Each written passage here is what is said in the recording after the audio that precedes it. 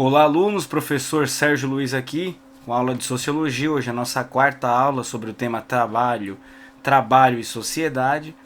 Hoje vamos continuar tratando a respeito dos clássicos do pensamento sociológico, a questão do trabalho em Marx, Weber e Durkheim. Hoje falarei, sobre o pensamento de Weber a respeito do trabalho. Diferente da perspectiva de Marx, o sociólogo Max Weber, ele não analisou o capitalismo na perspectiva econômica. O Marx, relação de produção, economia, quem tem a burguesia é dona dos meios de produção, valor de troca, valor de uso, mais-valia, apropriação do trabalho do outro, compra e venda de trabalho, que você vende a si mesmo. Então ele analisou a relação econômica mesmo, chamada de economia política. É o tema central dos estudos de Marx. O Weber, já no início do século XX, ele faz uma análise do capitalismo, do trabalho ao longo do capitalismo, numa perspectiva mais cultural religiosa. Então a análise weberiana, até devido ao seu método, ser um método compreensivo, ele vai utilizar esse método para desenvolver a sua análise. A origem do capitalismo, segundo Weber, ela está na ideologia puritana calvinista, que se originou lá com a Reforma Protestante no século XVI. A Igreja Católica estava muito forte, e cobrava perdão de pecado, indulgência, condenava o juro e várias coisas. Então surgiu a Reforma Protestante com Martim Lutero, João Calvino, duas vertentes.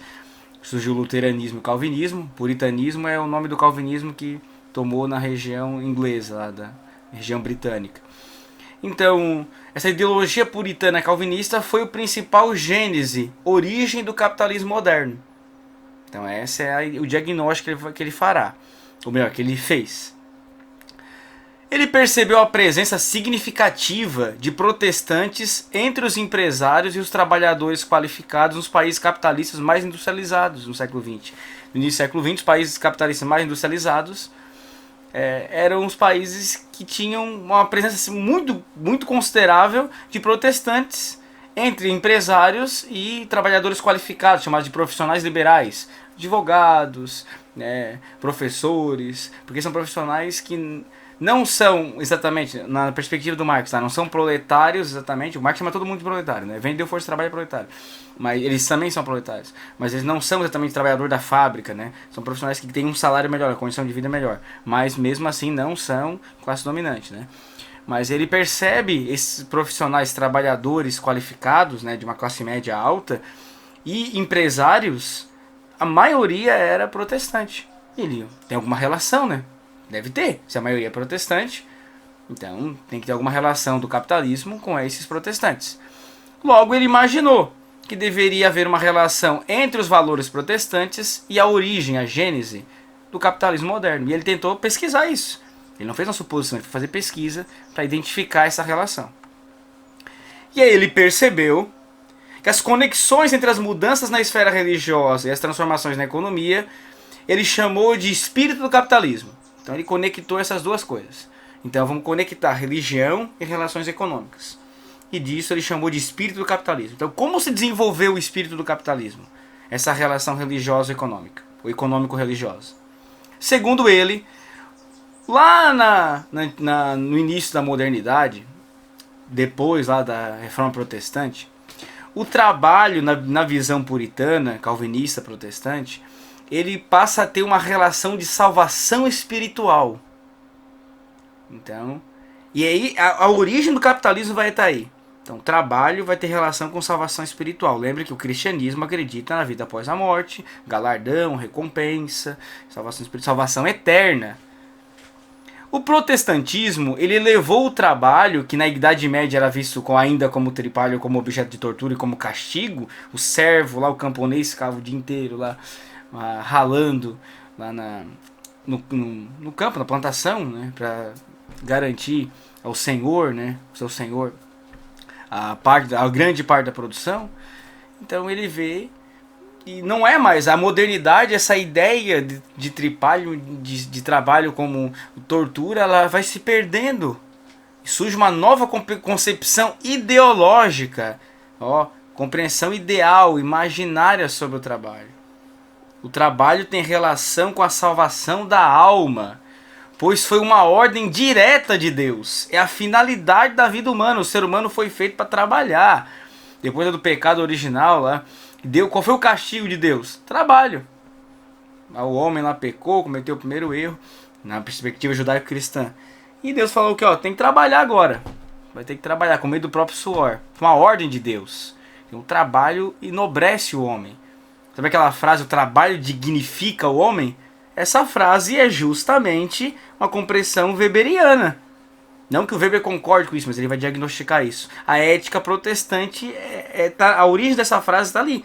Essa dignificação do homem pelo trabalho é uma perspectiva protestante na análise weberiana. Então o trabalho dignifica o homem porque ele vai ser digno da salvação eterna.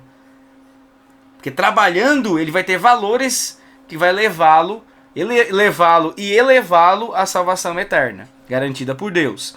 Além da ética protestante, que é essa visão, essa ideologia protestante, cultuar o trabalho tem que ser algo positivo, porque ele leva a Deus, a salvação eterna, ela também gera uma vida metódica e racional, uma vida disciplinada, distante dos prazeres do corpo e voltada ao trabalho. Então é uma ação racional voltada a fins. Lembra que eu faço uma coisa com objetivo? Então eu trabalho para garantir o meu lugar no céu, meu lugar lá, eternidade. O instrumento que Deus usa para escolher os seus eleitos é a prosperidade. Então, uma ação racional voltada a fins, que seria a salvação da alma. Por isso, não se pode perder tempo. Perder tempo é pecado. Não posso perder meu tempo. Tempo eu tenho que trabalhar. Então é trabalho, trabalho, trabalho, trabalho. Quanto mais trabalho, mais próximo da salvação eterna eu tô. Então o puritanismo, e além disso, ele condena o ócio, o luxo e a preguiça. Então o cara não pode ficar parando, pensando, refletindo, entendeu? Tipo filósofo. Não, você não vê nesse período, né, da história de muitos filósofos puritanos, filósofos protestantes, são poucos. Por quê? Porque o ócio gera uma condenação do próprio puritanismo e protestantismo. Até hoje, né, se vê muito poucos filósofos explicitamente e abertamente conhecidos, né? Existem diversos, mas não nessa perspectiva.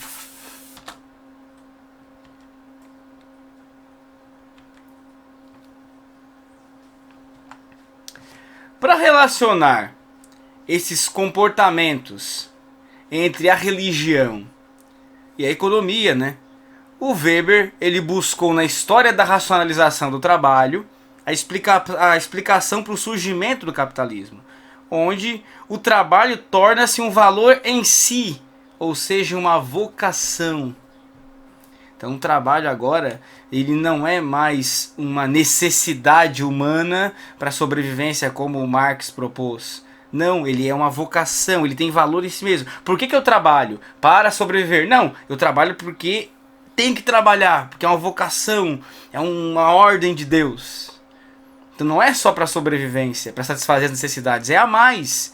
Então independente se eu vou só satisfazer as necessidades, eu vou ter que ir além disso. O capitalismo, eu posso ir além disso. Não precisa só o necessário, eu posso ir além do necessário. O sucesso profissional, para os protestantes, indica que a pessoa será salva após a morte. Hoje, na prática, virou teoria da prosperidade, ou teologia da prosperidade. Algumas religiões utilizam dessa teologia atualmente, né? Os ricos, então pobres e ricos, como que seria explicado dessa forma? Os ricos seriam disciplinados, cheios de espírito empreendedor, e os pobres se deixariam levar pela preguiça, pelo descuido, por isso que eles não prosperavam. Percebe-se que desse ponto, né, os ricos herdariam a salvação eterna, ricos e classe média alta, e os pobres iriam para o inferno, por essa perspectiva, né? A ética protestante, o espírito do capitalismo, que é a obra dele, inclusive está aqui, uma da versão, né, essa aqui é da editora, nem sei qual é a editora, Martin Claret, ou Claret, não sei o nome. Uma edição novinha aí, mas uma capinha mais bonitinha. Tem uma bem clássica, verdinha, capinha verde, ética protestante, espírito do capitalismo. Weber afirma que o fruto de tanto trabalho seria destinado à acumulação e não ao consumo e nem a gastos supérfluos. Então, essa classe que foi surgindo, esse grupo de protestantes, foram acumulando capital, acumulando, porque eles não podiam gastar isso, primeiro que não tinham tempo, que eles viviam trabalhando, e não poderiam gastar com consumo exagerado e nem gastos supérfluos. E eles acumularam muita riqueza. E isso gerou, a longo prazo, o surgimento do capitalismo. Claro que isso foi se perdendo depois, né? E esse dinheiro, esse capital acumulado foi gerado para gerar mais capital ainda. Então, ou seja, por que eu vou deixar o dinheiro acumulado se eu posso investir numa grande fábrica que pode gerar, duplicar, triplicar ou fazer 10 vezes mais o meu dinheiro em pouco tempo? Aí começaram a investir em fábricas, e aí as fábricas geravam mais fábricas, mais dinheiro e mais fábricas, e quanto mais dinheiro, melhor. Mais salvo eu estou. Parece uma coisa meio fora da nossa realidade, nosso contexto, mas é uma análise, uma perspectiva que o Weber faz a respeito do surgimento, da gênese, da origem do capitalismo. Só essa imagem para refletir um pouco sobre a análise weberiana. De um lado o capitalismo, de outro lado o princípio religioso protestante como fundamento desse capitalismo. Então, fico por aqui, depois eu retorno com a aula sobre Emile Durkheim e o trabalho em Durkheim.